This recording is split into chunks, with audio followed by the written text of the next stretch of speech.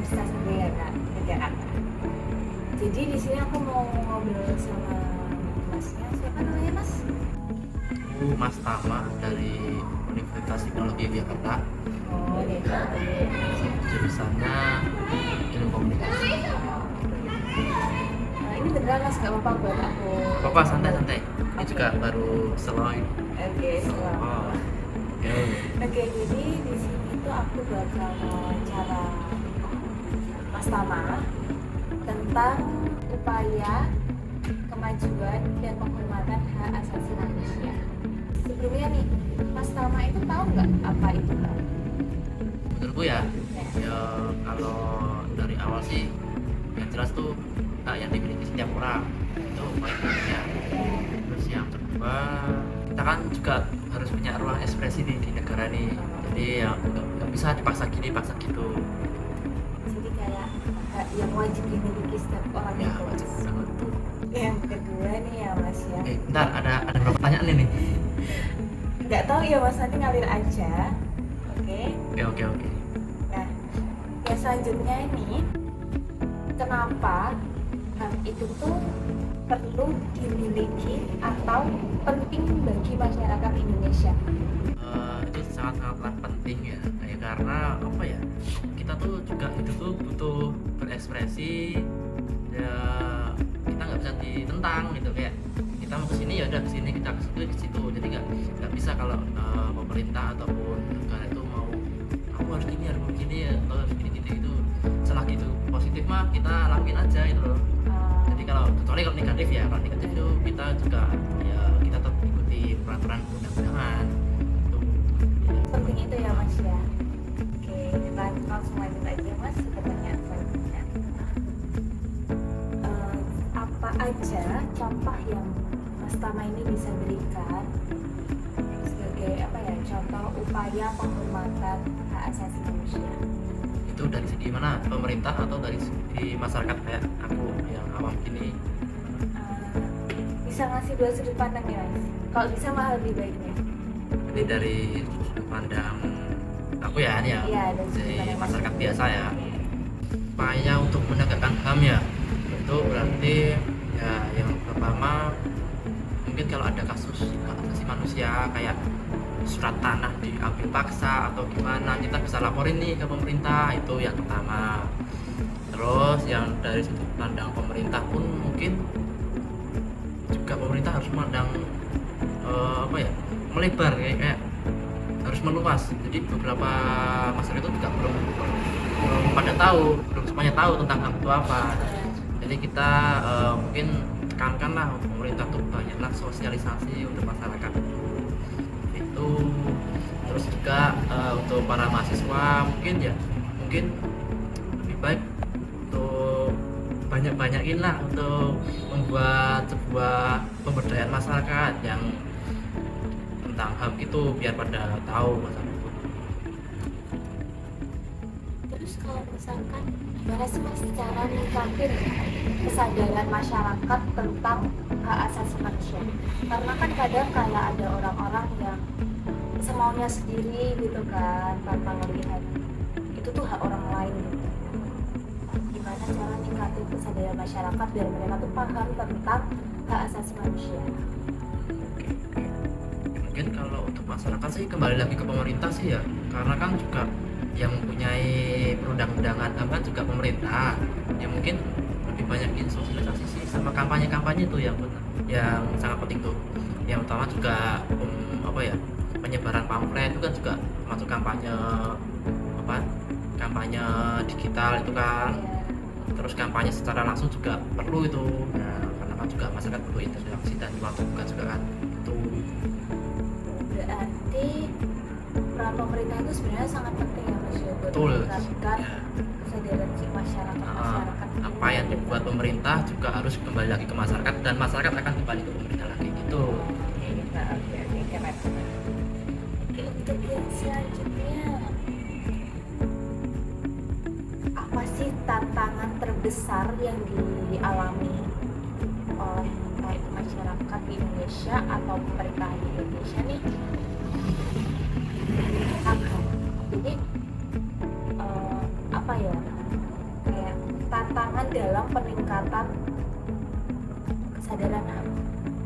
Oke, tantangan ya mungkin karena aku bukan orang politik atau orang pemerintah, mungkin aku jawabnya dari segi sudut pandang masyarakat aja. Oke, boleh. Jadi kalau tantangannya sih apa ya, adanya peran politik yang sangat apa ya, kepentingan politik itu loh, kayak pemerintah tuh sangat mementingkan politik tanpa mementingkan HAM-nya itu. Jadi kayak mementingkan apa ya, katakanlah aku mementingkan diriku sendiri daripada mementingkan Iya, iya. Jadi orang kayak lain.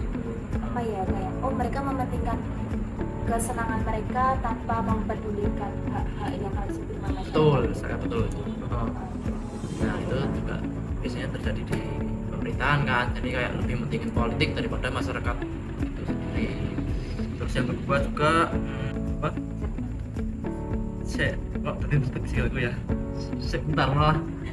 Udah kayak.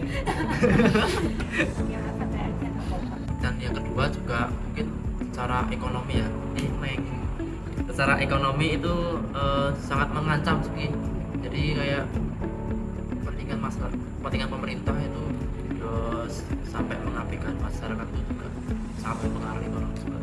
Jadi nggak hanya dari HAM-nya doang, tapi juga akan menyebar luas ke segi ekonomi, segi perputaran sosial juga itu juga pasti kan. Jadi tantangan terbesar itu malah dari HAM terus bisa ke mana-mana gitu loh. Dan itu biasanya dikarenakan apa ya, karena kesenangan pribadi. Betul, sangat betul. Dan juga yang kasus-kasus saat ini yang terbaru itu kan kayak korupsinya juga makin tinggi kan, itu kan juga apa ya, katakanlah gak terasasi dari kemauan diri sendiri kan, itu dari perorangan itu kan. Sehingga rakyat juga kehilangan hak-haknya yang biasanya katakanlah dapat bantuan itu kan hak mereka kan, Iya. tapi malah nggak dapat kan, juga itu kan karena itu juga kan. Terus yang kedua juga dari sumber daya alam itu kan banyak penambangan liar yang mungkin apa ya, itu tuh kayak programnya pemerintah cuman nggak ada izin dari masyarakat lokal di itu. situ, gitu ya. Jadi kayak dia kehilangan sumber daya alam nih, padahal itu adalah tanah kelahirannya, tapi mereka nggak bisa merasakannya, cuman dikeruk sama pemerintah terus dikirim ke luar, itu kan otomatis uang juga ke pemerintah Mereka, langsung, iya, iya. ke oknum itu kan. Ya masyarakat lokal pun nggak bisa merasakan haknya yang memiliki tanah itu juga termasuk tuh. Dan ternyata pemerintah juga masih sulit buat maksudnya buat apa ya, melawan penghambat ini Iya, karena dari mereka juga. betul sih. Saya juga apa ya, entah apa nih, negara ini semakin kesini itu semakin HAM itu semakin dilanggar gitu loh. Oh, iya. Jadi kan HAM itu nggak cuman perampasan aset atau perebutan secara paksa kan, tapi kan juga dari segi perampasan sumber daya alam, perampasan sosial yang nggak merata, itu kan juga termasuk HAM. Jadi malah berita-berita yang apa ya, berita-berita terkini masa kini itu yang paling news itu malah HAM sebenarnya. Itu yang kayak berita yang sering di up gitu ya, Betul. masih kayak Betul. saking banyaknya yang melanggar dan mengambil hak orang lain tuh sampai ini jadi topik hangat. Betul. Itu kan kalau ya walaupun berita itu kayak nggak merucut ke HAM ya tentang Ya, pulau itu ditambang Oh, itu iya. itu kan nanti kalau dikerucutin juga kan kembalinya ke HAM ke juga. karena orang-orang di sana pada kehilangan haknya atas Ya, itu. betul. Terus kira-kira nih Mas Tama ini udah ngeliat belum sih apa aja yang dilakuin sama pemerintah untuk mengatasi pelanggar-pelanggaran? Jadi kayak apakah Mas Tama ini udah ngelihat apa yang dilakukan oleh pemerintah? Kayak apa aja upaya? Kalau aku udah secara langsung sih mungkin ya, entah itu program pemerintah ataupun program apa, tapi emang itu beberapa kali aku juga mendatangi sebuah seminar yang dimana itu juga seminar tentang HAM, penegakan hukum, tapi itu juga malah kayaknya tuh lebih ke gerakan mahasiswa, entah ya itu ada ikut campur sama pemerintah atau enggak, tapi itu dari mahasiswa. Yang selama ini aku ya secara langsung ya, tapi kalau dari pemerintah langsung sih mungkin dari iklan-iklan sih ya, iklan-iklan kayak instansi televisi itu biasanya juga ada stop pelanggaran HAM itu loh, itu Tahu. mungkin dari itu doang sih kayaknya. Berarti sebenarnya itu mahasiswa yang masih banyak dari Iya, apa juga malah kayaknya mahasiswa nggak sih yang bisa apa ya, kayak yang paling menggebu-gebu gitu kan. ya bisa merubah si tatanan pemerintah. Jadi kalau emang pemerintahnya itu kurang sadar, nanti mahasiswa ya akan gerak itu loh. Ya mungkin kalau persepsiku sih ya selama ini aku datang ke seminar HAM itu mungkin dari apa ya, dari mahasiswanya sih, bukan dari pemerintah sih. Terus bagaimana sih tanggapan Mas Tama ini tentang tragedi tahun 96? Aku tahun itu belum lahir ya Mbak, jadi jujur saya juga bukan anak sejarah nih. Mungkin kalau dari segi apa ya, tragedi-tragedi yang masa lalu itu mungkin Mbaknya lebih tahu sih. Oh gitu. Iya, tapi emang ngomong apa itu tragedinya yang di tahun 96? Jadi itu tuh tahun-tahun segitu tuh kayak tahun-tahun terjadinya pelanggaran HAM terbesar, Mas. Dimana kayak ada nih mahasiswa yang nyawanya dicabut paksa. Sampai kayak malaikat Iya. paksa dong. Terus pemerkosaan massal seperti itu. Jadi kayak apa ya? Di saat itu juga tuh sebenarnya banyak mahasiswa juga Mas yang menjadi korban. Pokoknya itu tuh adalah tragedi kelam tentang pelanggaran terbesar di Indonesia. Itu di Indonesia itu, tapi Iya, mungkin terjadinya di Indonesia. berarti itu tuh udah merdeka berarti ya, maksudnya mungkin lebih ke bebas sih ya, karena kita udah merdeka kan. Jadi seharusnya kita udah merdeka, sudah bebas nih, gitu kan. Tapi ternyata kita masih dijajah oleh bangsa sendiri. Oh berarti itu udah masa-masanya merdeka berarti ya? Iya. 96 setahu aku 96 berarti masanya presiden kedua. Iya benar. Jadi di situ tuh masyarakat Indonesia tuh malah tidak bisa mendapatkan hak mereka untuk hidup dengan tenang. Kalau tahu sejarah itu pun ya bukan belum lahir, jadi nggak bisa melihat secara langsung. Mungkin ibu saya atau bapak saya sih yang ngerasain. Oh gitu ya. Iya. Terus kalau dari berita masa-masa itu aku dengarnya malah cita-cita sih, cita-cita Simbah atau cita bapak itu emang apa ya, banyak tragedi lah, sehingga memang jabatan itu juga akhirnya juga cepat paksakan itu karena Tapi kalian sih Masnya, karena Mas Tama ini ternyata udah paham juga tentang HAM ya yang ada di Indonesia. Mungkin Mas yang terakhir, bagaimana sih peran atau upaya yang dilakukan oleh masyarakat untuk mempromosikan tentang HAM ini? ini pandangan pribadi ya. Kalau peran sih dari masyarakat ya, kita hidup sebagai masyarakat tuh ya, kita hidup selalu normal aja lah. Kalau memang kita hidup di sebuah desa atau kampung kan juga ini tuh berarti kan kanan kirinya masih ada tetangga. Nah kita saling menghargai, saling menghormati. Nah dari situ kan kita juga akan timbulkan rasa empati, saling membantu. Jadi nggak ada nih kayak, kan ada satu kasus nih kayak tetangga. Nah kan setiap tanah yang dimiliki kan punya patok kan. Nah ada nih kasus yang emang dia tuh geser patok gitu loh, jadi kayak Paham. itu kan juga pelanggaran HAM kan, itu tuh haknya Si pemilik tetangga ini ya. kan itu. Nah tapi kan kalau kita landasi dengan sosialisasi, landasi dengan gotong royong, ya mungkin karena kita hidup di Jawa, jadi kan kayak kita mengayomi, kayak kita serawung. Kalau kita landasi dengan serawung terus kenal kanan kiri, jika juga membangun hubungan yang baik, itu enggak ya, kita insya Allah tidak akan itu. Yang pertama tuh sosialisasi, dan gotong royong sesama tetangga kan, membangun apa, jalinan silaturahmi yang bagus itu kan juga akan menjawab kita dari kayak gitu ya.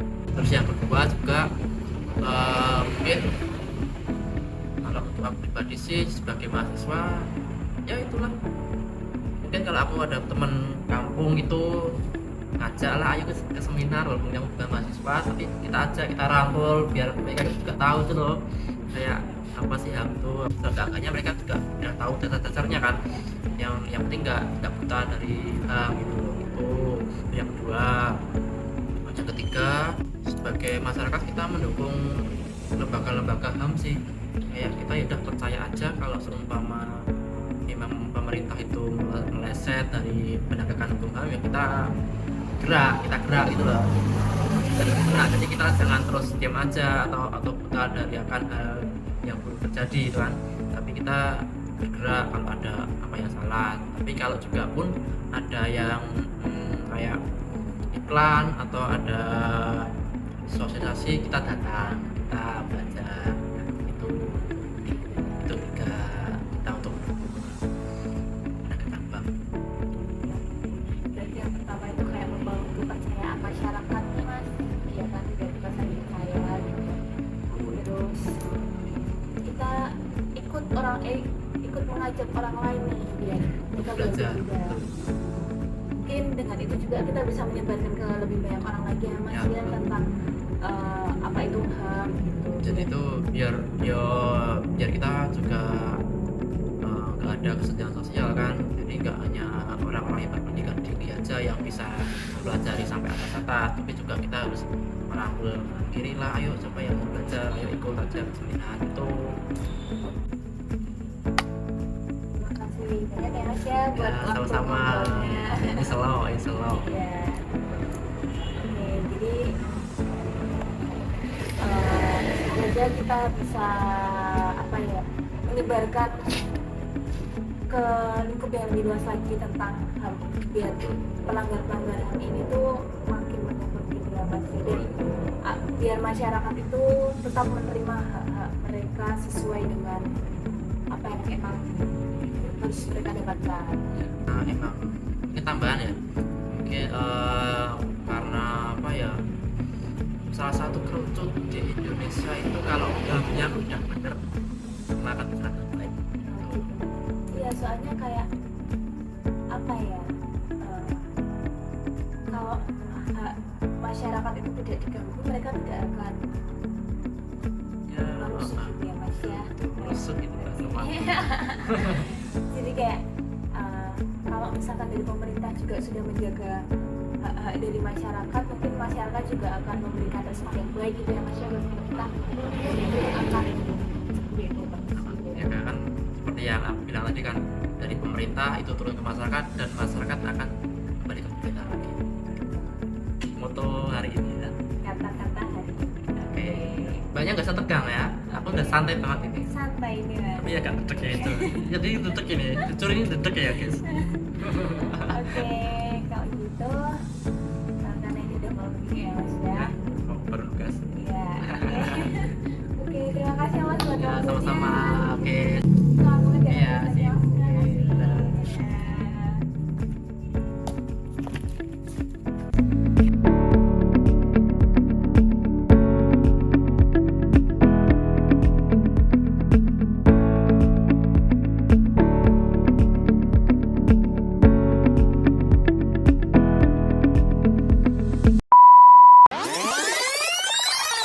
Ya.